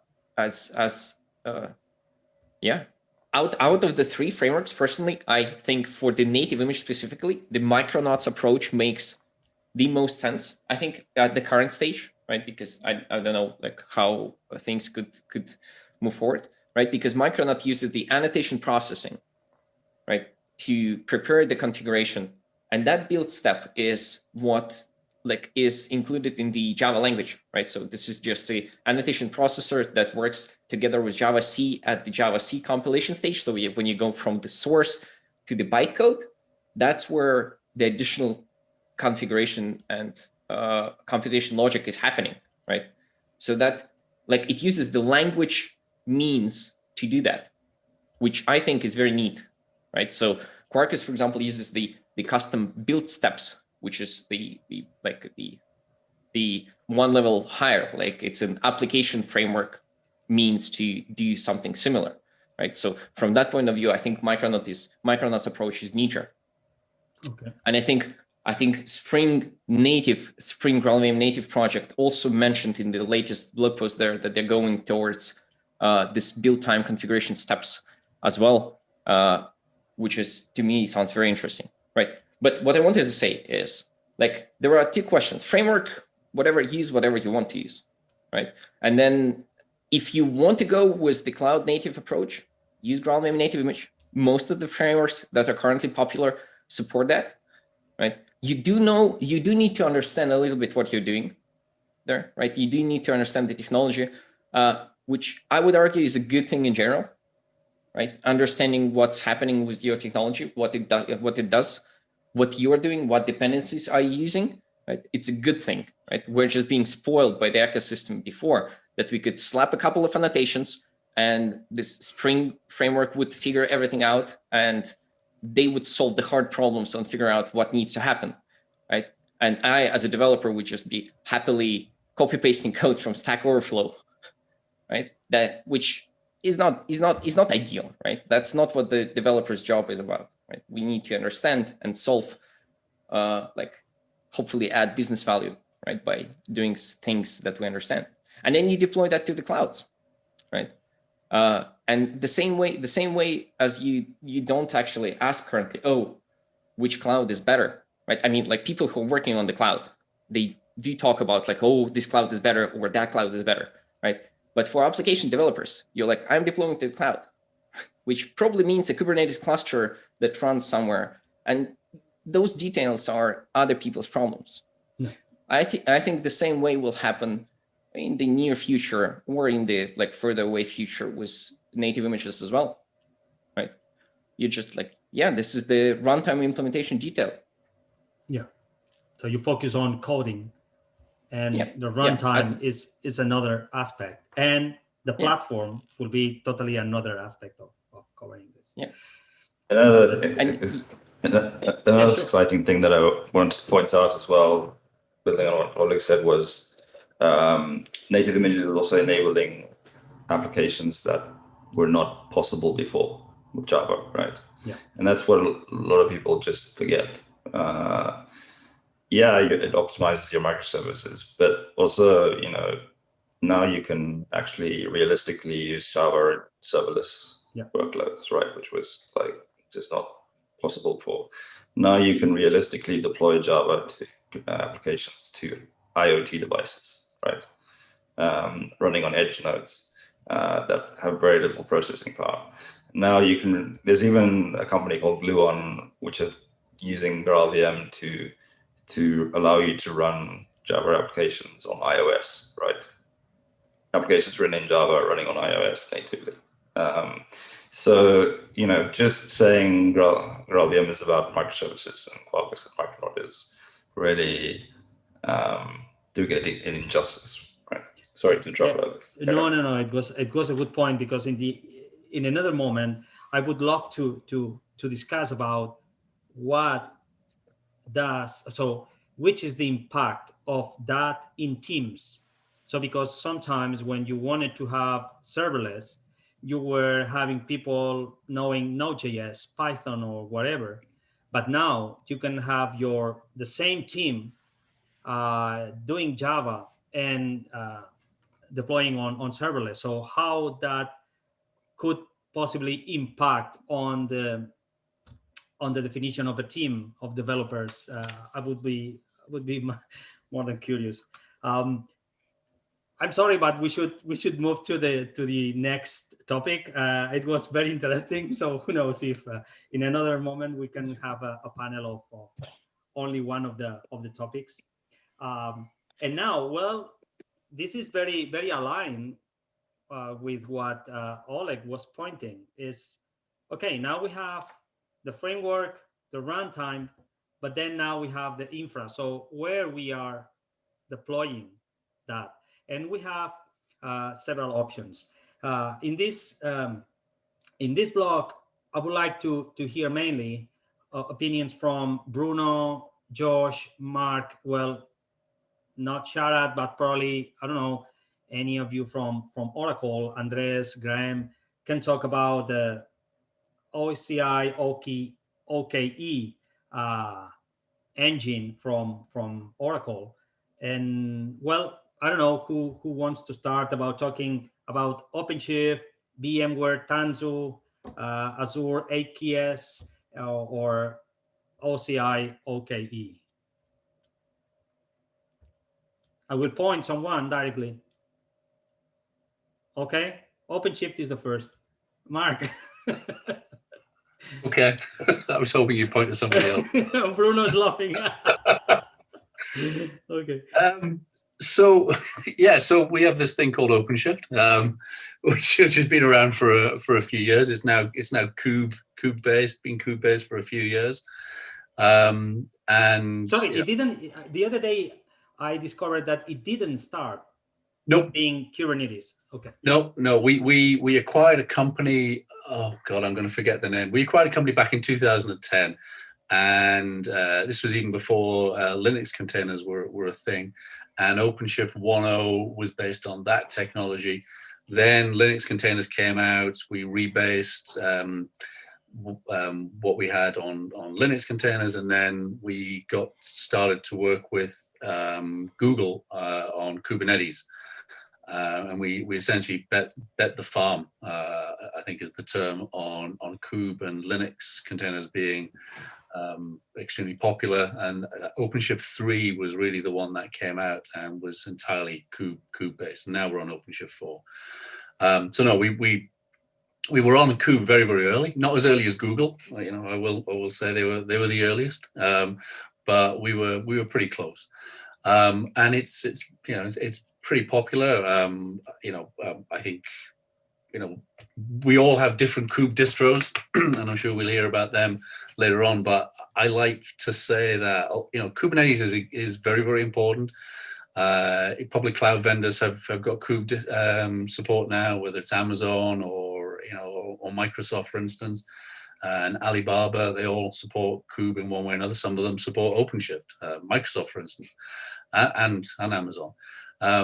But whilst Kubernetes is extremely important, I keep coming back, and maybe it's my middleware roots, but I keep coming back to what's in the container and what's around the container is extremely important. And if you don't focus on them from a developer point of view, what are you giving developers? You're giving them, Linux containers and a orchestration platform, and then telling them to go off and build their extremely complicated applications. You've got to give them support. We've been doing this in middleware business collectively for decades, even before there was a Java. If you look back to what was going on with the OMG and Corba, whether it was successful or not in that regard, its aim was to try and make developing distributed systems for a lot easier than it had been in a standardized way. And kube absolutely helps there. Linux containers absolutely help there, but they're not going to help you with messaging or transactions or caching or all those things that, from a Java developer point of view, you kind of take for granted, whether you're getting them from SpringBoot or Java EE application servers or your favorite frameworks or stacks, which I haven't mentioned.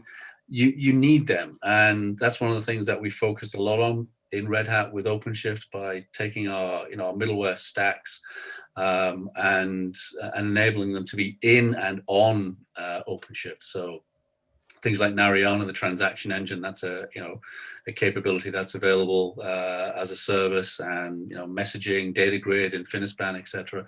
Those are really the important things, and I think they're going to be more and more part of the important differentiator for Kubernetes distributions, because everybody's going to have a Kubernetes distribution. What makes it more compelling is how it enables developers to build their applications a lot quicker and a lot more reliably and at scale.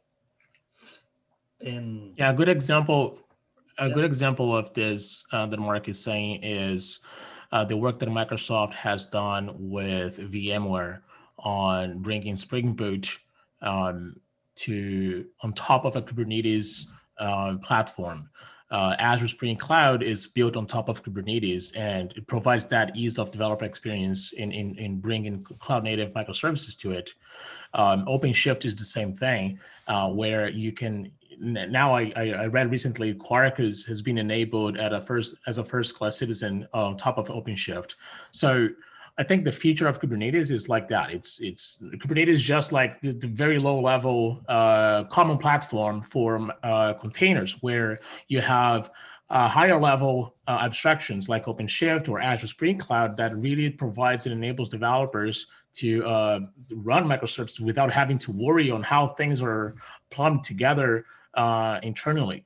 And I'm totally up for that. And by the way, Azure supports both. You have Azure Red Hat OpenShift service, and you have Azure Spring Cloud service. So whatever your choice, we are welcome to take all your Java workloads.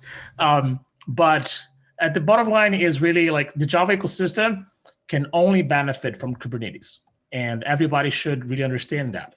This does not mean that a Java developer has to know Kubernetes. I myself don't know Kubernetes, and I really don't want to know Kubernetes. I want all the experts to really take Kubernetes to the extra level, so I can continue to not having to worry about Kubernetes. And that has been the whole world of hypervisors. I mean, who understands hypervisor? What Java developer understands hypervisors? Some do, but most of them don't care. And that's what should be for Kubernetes as well. We should not have to care. The technology will only advance, and frameworks will only expand their understanding of the platform that they are running on top, so developers don't have to. So, well, obviously, having a common base for everyone makes more people more free to make a decision or moving and not having. I think cloud portability is a big concern that I see speaking to some Oracle customers. Is they want to know that there's no lock-in. So if Kubernetes is going to be that standardized thing, then so be it. So on Oracle Cloud, we have OKE, which is a managed Kubernetes instance, and relatively Oracle Cloud is relatively young compared to some of the other clouds, but it's already running the Zoom call, I suppose. It's growing fast,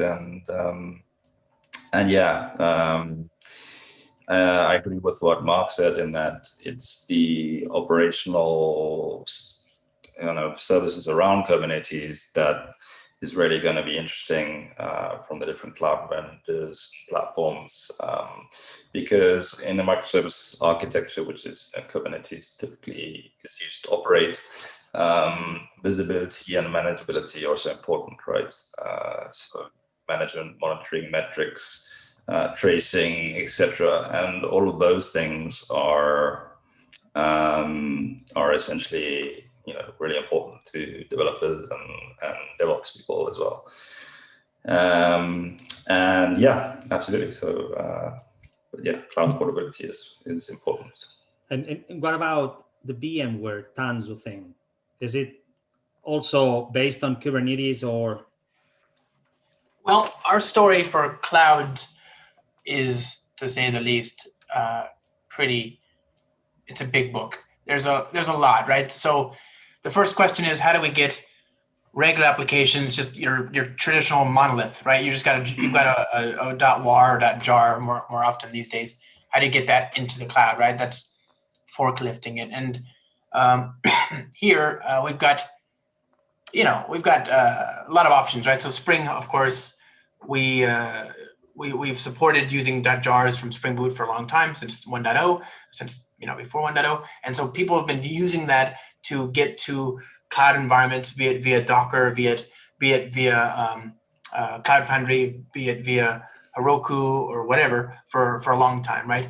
And the question then is, what can the framework do to make it easier to get you to a cloud today in a containerized fashion? And so there's this concept of build packs, right, which comes from Cloud Foundry. And Cloud Foundry is now based on Kubernetes, but it was like OpenShift. It was not originally based on Kubernetes. And the build pack is it's an artifact that, given a .jar or given a Ruby on Rails project or a Node.js project or whatever, it'll give you a containerized application. And this solves one of the biggest pains of building cloud native software these days, which is Docker files. Now, of course, we all know that the biggest pain of cloud native software today is YAML. That's a fact. It's been proven by science. We understand this universally.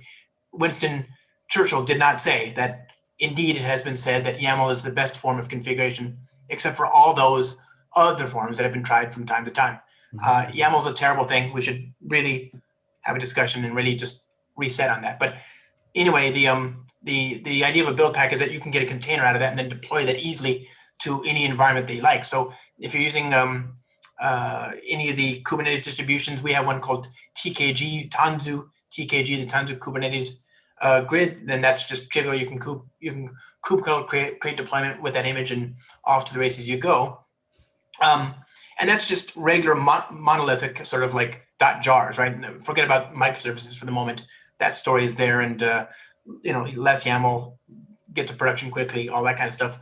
But then, of course, we have microservices, right? And so obviously Spring has this technology called Spring Cloud, which is an assortment of capabilities supporting things like centralized configuration, tracing, messaging, reliability, robustness patterns, all this kind of stuff. And Spring Cloud has different integrations targeting specific cloud platforms. So independent of how you choose to deploy the application, once you're there, can my application take full advantage of Google Cloud, AWS, or of course Microsoft Azure? And so there we have Spring for, $X, where X is that, and that has been such an interesting opportunity that, like Bruno mentioned earlier, we've partnered with Microsoft, and we have a whole environment called Azure Spring Cloud. So that's a platform as a service like thing specifically for people running on Azure, and it's awesome. And it gives you the idea is that the core conceit there is that if you have microservices, if you have got these kind of capabilities that you need for centralized configuration, for service registration and discovery, that kind of stuff, then this is your turnkey,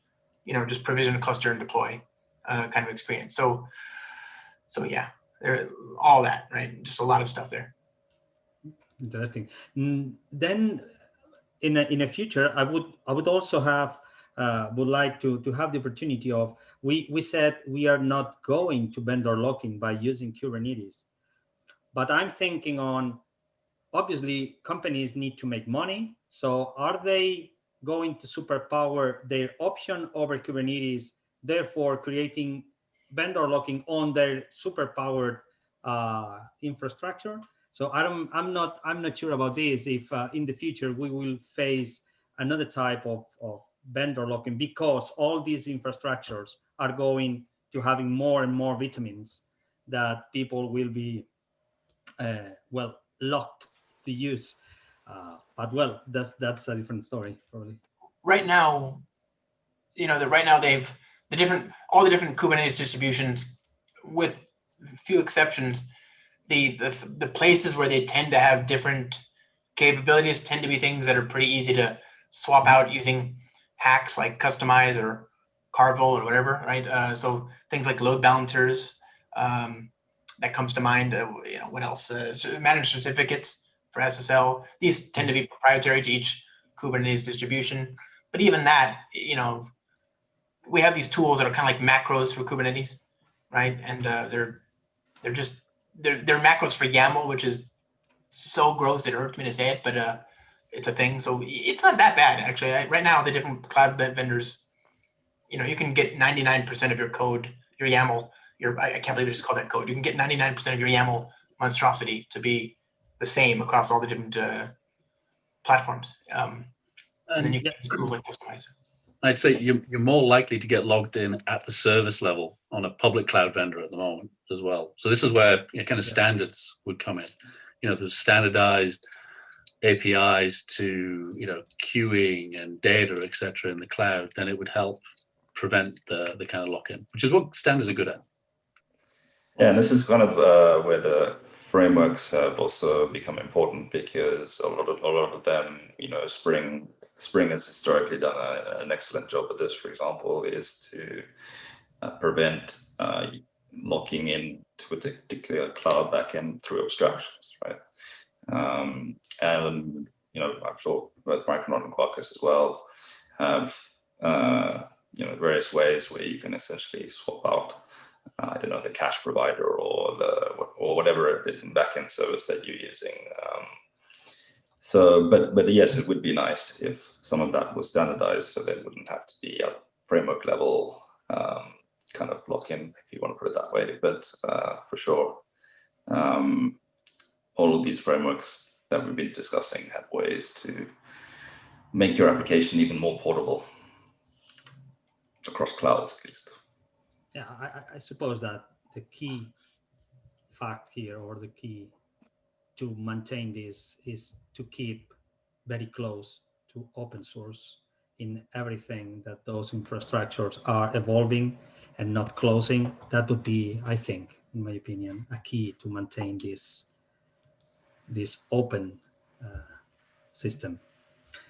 Well, I think we are running out of time in general, but it's the discussion. It's lovely, so I'm enjoying a lot. We should move to another block.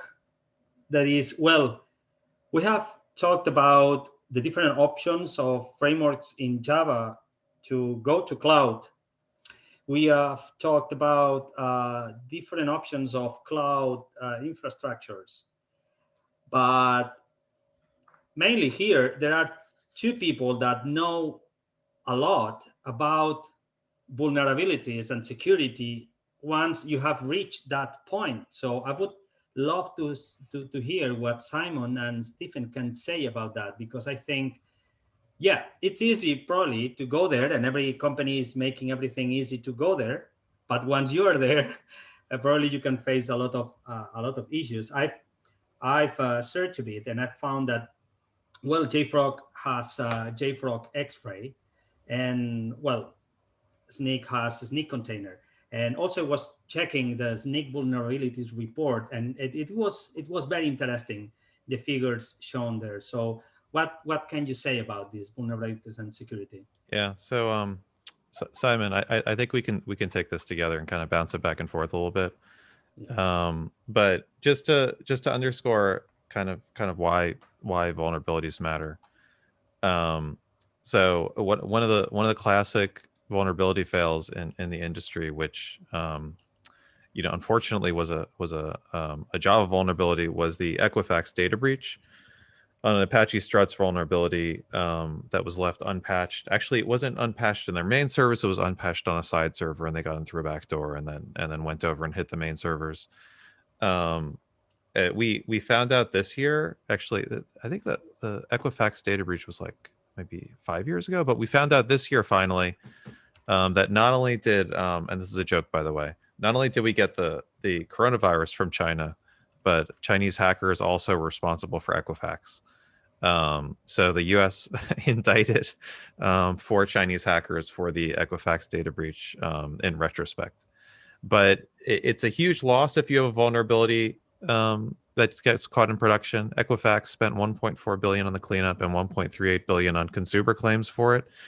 And the earlier you can catch it, the better off you are. And I think this is the reason why it matters for developers, right? So if we give developers the tools they need to catch and identify and fix vulnerabilities early in the process, then that's how you prevent it from happening, prevent it from hitting production, or prevent software delays from vulnerabilities being caught really, really late in the process.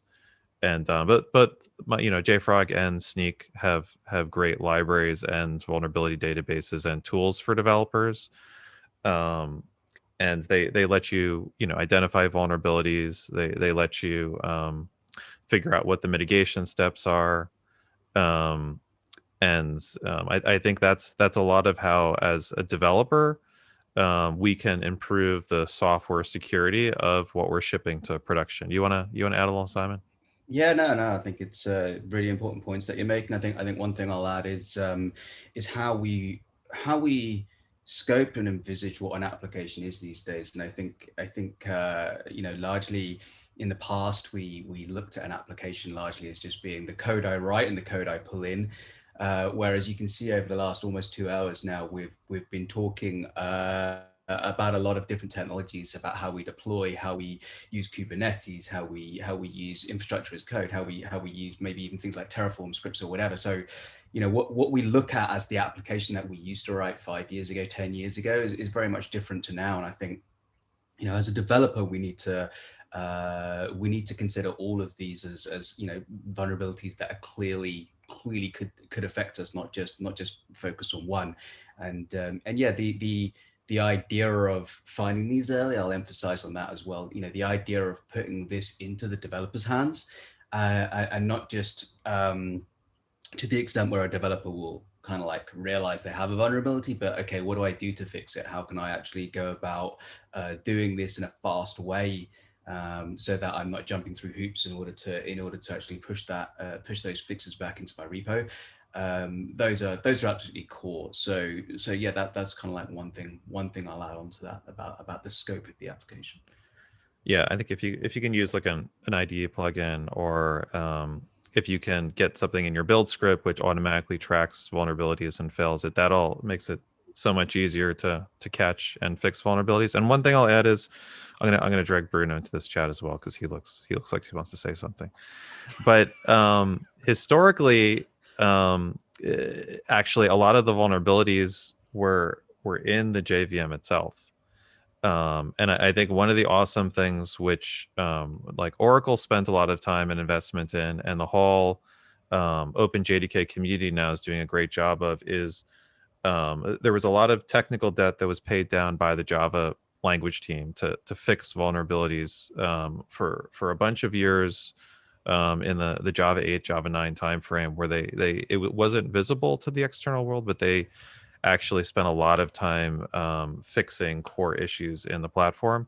And I think the speed of patches coming from different OpenJDK versions and like being put back into adopt OpenJDK, into other JVM distributions from Azure and other vendors, and Red Hat's actually been taking a lot of the lead in terms of backporting bug fixes and patches from different JVM versions to versions folks are running. And I think really as a developer, it matters less what major version you're running on. I always ask folks at conferences, like, what version of Java are you running on?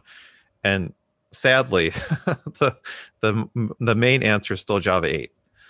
But I think what's important is you can actually run Java 8 securely if you're getting a version which has all the patches and updates, and you're making sure you're keeping up on the latest Java version. So it's more important what minor version of Java you're running, how you're keeping up on security patches are, than what the major version is that you're running.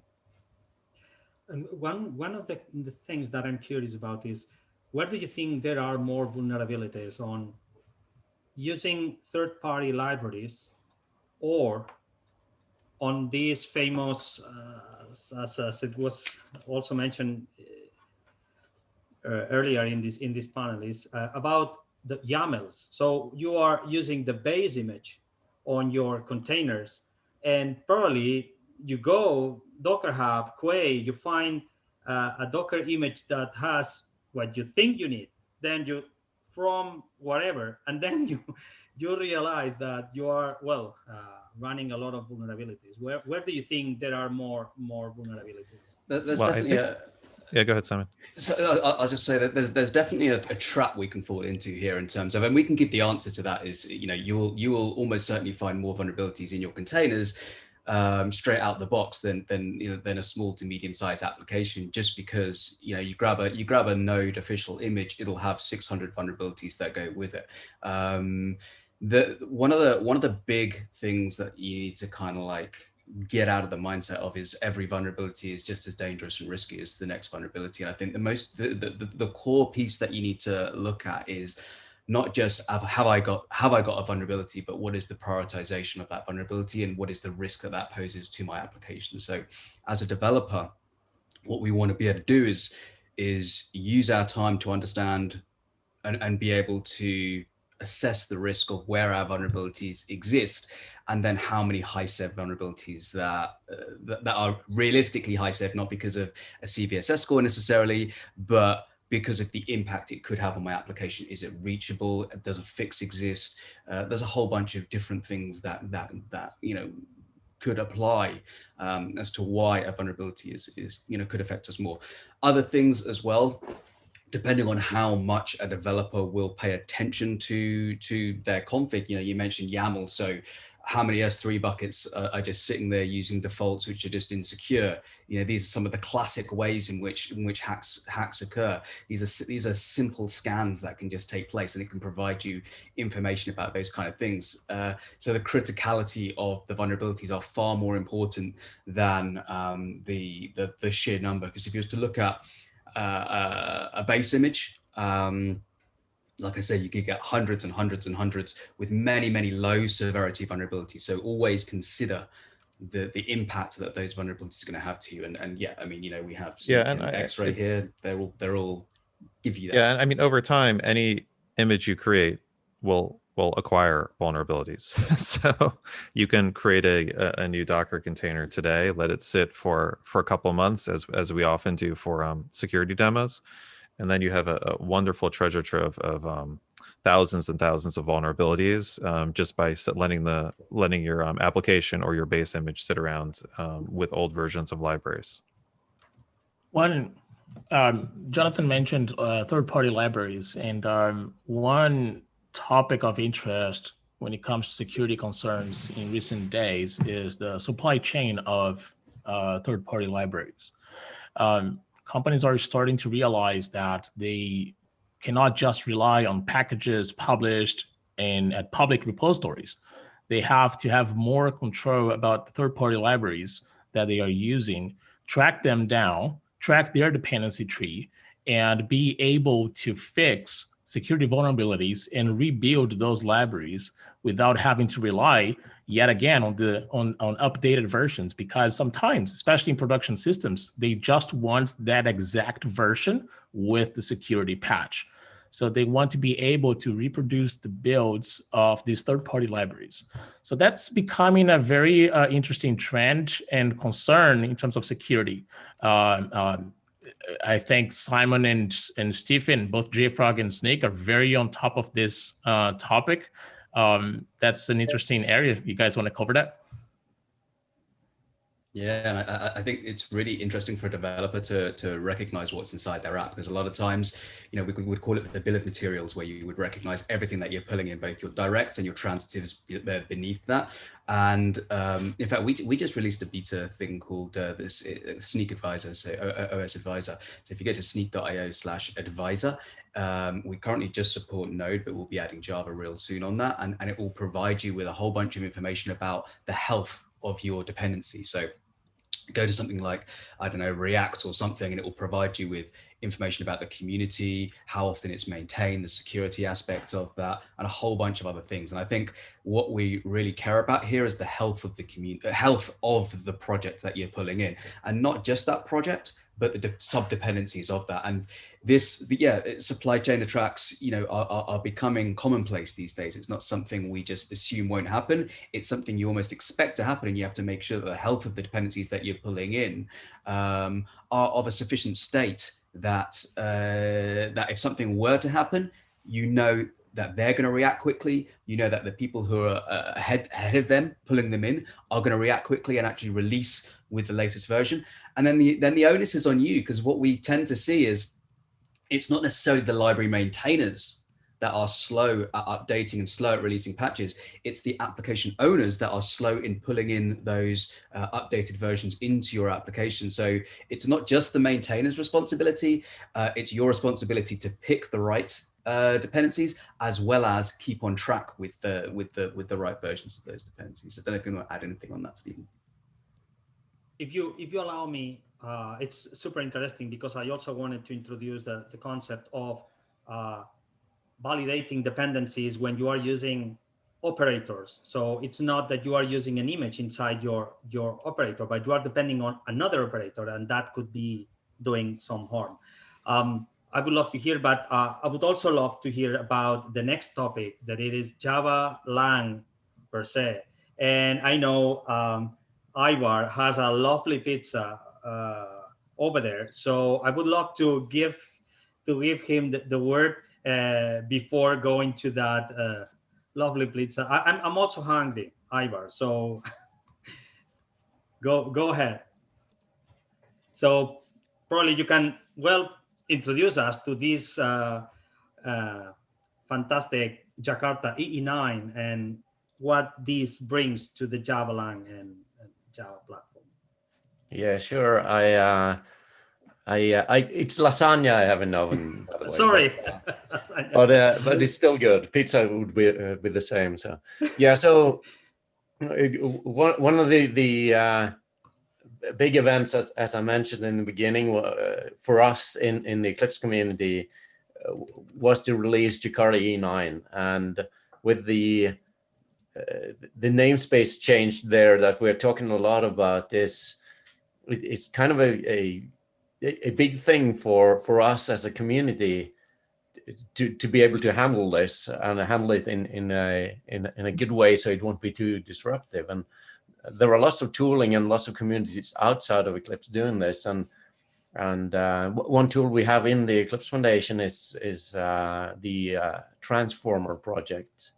And a lot of the runtimes are actually using this to switch the namespace of the bytecode on the fly, or you can do it on compile time. So there are lots of tools out there to make this happen. And while this namespace isn't a big technical thing or anything to shout about, more or less, but it's kind of important that it makes the transition complete. So now we are on a clean slate to be able to innovate with all these specifications without anything stopping us. So it's taken a lot of time, and we've been frustrated about all this work with getting it done. But I think we now have a pretty good foundation to innovate in the future. Sure. And Andres, Heather, and Venkat, please jump in order to talk about these OpenJDK 14 and 15. And the Oracle JDK 15 also was released in September. So what about, I don't know, the different features, or talking about more on metrics? So which are the metrics on adoption, LTS, or there's a lot of people already still on Java 8 or Jakarta E9 or microprofile 4. So what's the adoption evolution and the key things that you would mention about the Java Lang per se? Unfortunately, I got to drop off in a minute or so. I'll take the lead to say a few words, and then I'll drop off. So a couple of things to the observation. One of the things that really frustrates me is in the amount of misinformation that's out there, to the extent of fear and confusion. I have the deepest respect for OpenJDK, adoption of it. I still get questions constantly, what Java version should we be using, and what implementation. OpenJDK is something that I think people should definitely focus on. And just to reiterate some of the recent developments, one of the things that fascinates me about Java is not quite the introduction of the features, because the features are in other languages. But I think the true innovation in Java, and I say this with almost all the earnestness that I can bring to it, is the innovation in Java is in the implementation. The developers behind the Java language are really taking care of not just bringing features to the language or the platform, but bringing it in a way that it is very useful to the Java developers and the ecosystem. A great example of that, in my opinion, is the here docs or text blocks. While that's been around in other languages, the innovation is in the ease of use, in the sensible indentation, and so many other things they have done. So overall, I would say I'm definitely excited about what has been done in Java, and I think a lot more. Providing more useful information on to what is safe to adopt and what can be used can be really useful, in my opinion. Thank you. Yeah, adding to what Venkat said, so he's referring to text blocks, which is probably one of the features that will excite most people that work on the front end. That is still, well, apparently there's now a resurgence of doing server-based rendering in other platforms, and we had done this for a long time in Java. There's an ongoing discussion on that. So text blocks in this regard will be quite a boom for people to write a lot of text that is not exactly source code. But the other big feature that people keep talking about, and we're still trying to understand how it's going to play out, is records. Because records looks like POJOs, and we have lots of libraries and frameworks that have been based on POJOs. So Spring Framework came out to be because of POJOs, and we got Hibernate and so many others. And in order to support these frameworks, there were additional libraries and additional plugins and IDE support and build tools that make all these things work. So when you look at records, that's something that is similar to POJOs, but not exactly. If you want to use them, then you have to figure out, do you need that additional dependency, that additional library, that additional build tool to do the things that you currently do, but now you don't? Or do you need something extra that is currently not supported because records are much more recent? And this brings back also the question is, what about those vulnerabilities?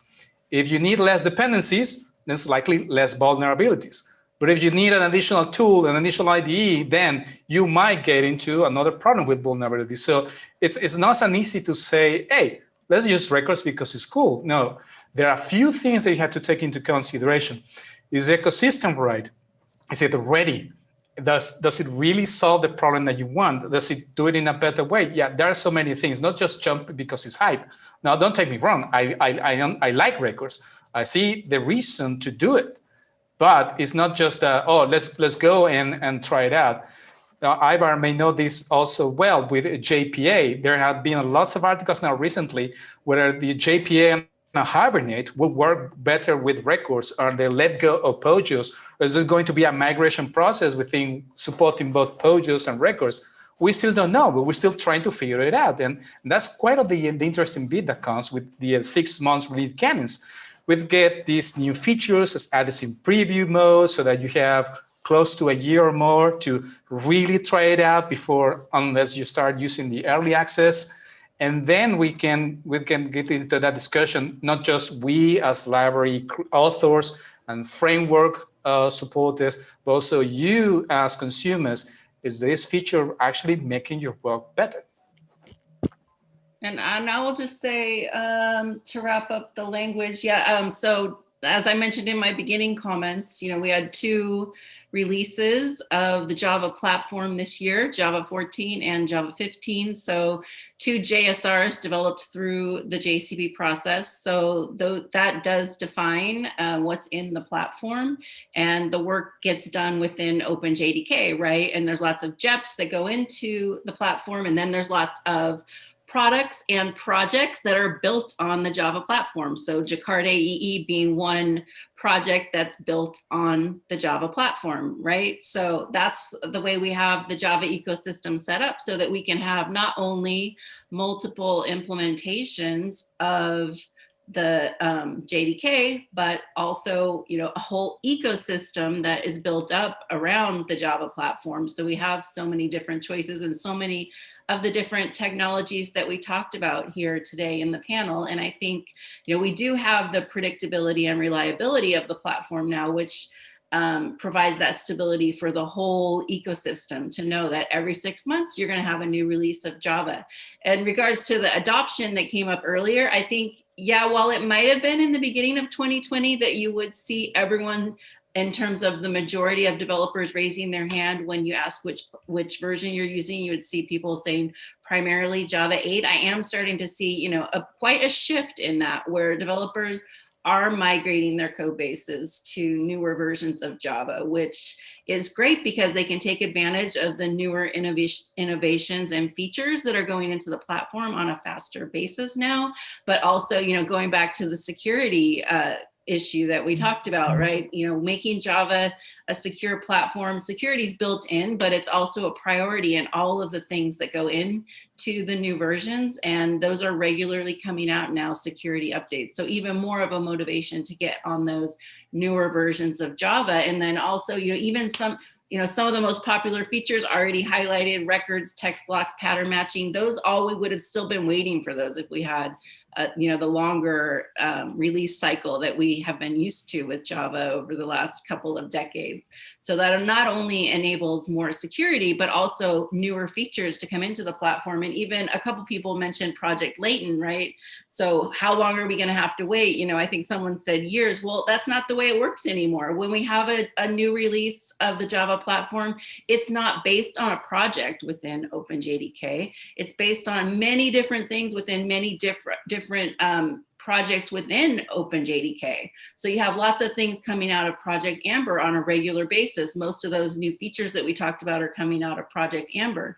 As things come out of Get Ready out of Project Loom, those things can be integrated into the main line of the platform and out into a shipping release of the Java platform before the whole project's finished. So JETs can get introduced and be targeted for a platform. So you can have little pieces of Valhalla or Loom or Layton going into versions of the platform as they become ready on a regular basis, continuous delivery, whatever is ready to be rolled in. You don't have to wait for the entire project to be complete before it can be put into the platform and shipped and used by developers in code in production. And then just building on the early access builds, I didn't mention that, and no one else did other than Andres a couple seconds ago. He said early access builds. So not only do you have 15 ready for use in production now, you already have early access builds of 16 and 17 coming out. So the releases that we're going to have in 2021 available for use in production, though you can already get those now. You can have access to them in early access. New early access builds come out every 2 weeks, and those are available for developers to use for testing their code base. Obviously not for products that are shipping, but for projects in development. You already have access to the 2 releases that are going to be coming out in 2021. And we know they're coming because everything's on that predictable release cadence now every 6 months. So you know in 2021, you're going to have 16 and 17. And right now you can go and get those early access builds. They come out every couple of weeks, and you can be on the cutting edge and ready to migrate your code base to those newer versions on the first access basis. Yeah, totally right. Sorry, what'd you say? Josh? I just wanted to say 100% agree with you. And I did a test poll, completely non-scientific. I did a poll on Twitter a few days or weeks ago. I don't know, it all kind of blurs together. And more than half are using something beyond Java 8 to back up what you're saying there. Well, that's very interesting, because one would assume that people tend to be slow in order to move from version to version. But probably a lot of people will be on 11 for quite a long, or at least several times. So, but we are talking about records, text blocks, but I'm also aware that version OpenJDK 15 also comes with different improvements about the garbage collectors. So can somebody talk about these improvements with, well, the different garbage collectors that are coming with JDK 15? Well, I think you've seen coming out ever since 11, rolling out the new garbage collectors, EGC. I think that's maybe what you're referring to. I can't go into a lot of detail about it. Maybe there's someone left on the panel. I know we're over time who can dive into that. But I think, that goes back to my point about the rolling incremental improvements that go into the platform, right? Like it started with 11 and continued to move on.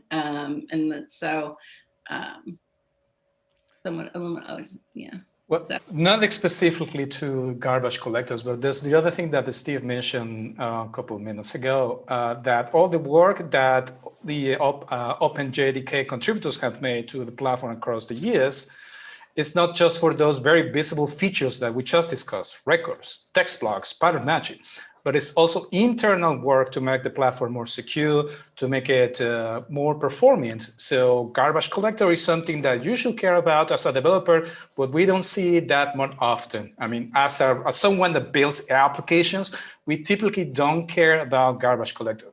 We also don't care too much, and perhaps we should, about memory layout, about there was one change done, I think it was correct me, it was JDK 10 or JDK 11, where we got compact strings.